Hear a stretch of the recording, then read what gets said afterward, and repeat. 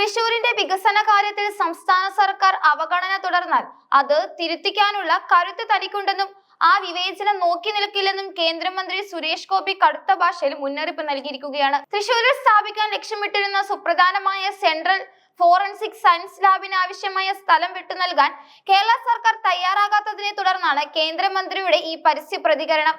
തൃശൂരിനോട് മാത്രം എന്തിനാണ് ഇത്രയും വലിയ വേർതിരിവ് കാണിക്കുന്നത് എന്ന് തനിക്ക് മനസ്സിലാകുന്നില്ലെന്നും വികസന പ്രവർത്തനങ്ങളെ രാഷ്ട്രീയ ലക്ഷ്യങ്ങളോടെ തടയുന്ന നിലപാട് ശരിയല്ലെന്നും അദ്ദേഹം തുറന്നടിച്ചു.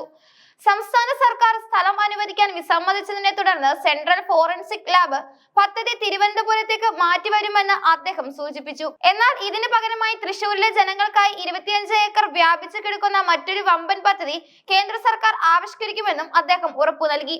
കേരളത്തിന്റെ വികസന രംഗത്ത് യഥാർത്ഥ മാറ്റങ്ങൾ ഉണ്ടാകണമെങ്കിൽ BJP അധികാരത്തിൽ വരണമെന്ന രാഷ്ട്രീയ സന്ദേശവും സുരേഷ് ഗോപി ഇതോടൊപ്പം പങ്കുവച്ചു. വരാനിരിക്കുന്ന നിയമസഭാ തെരഞ്ഞെടുപ്പിൽ ജനങ്ങൾ കൃത്യമായ ഒരു മാറ്റത്തിനായി വോട്ട് ചെയ്യണം. ഇന്ത്യയിലും മറ്റു പല സംസ്ഥാനങ്ങളിലും ഡബിൾ എഞ്ചിൻ സർക്കാരുകൾ എത്തരത്തിലാണ് വികസനം കൊണ്ടുവരുന്നതെന്ന് ജനങ്ങൾ വിലയിരുത്തണം. കേന്ദ്രത്തിലും സംസ്ഥാനത്തിലും ഒരേ മുന്നണി ഭരിക്കുമ്പോഴുണ്ടാകുന്ന വികസന മുന്നേറ്റങ്ങൾ കേരളത്തിലും പ്രായോഗികമാകേണ്ടതുണ്ട്.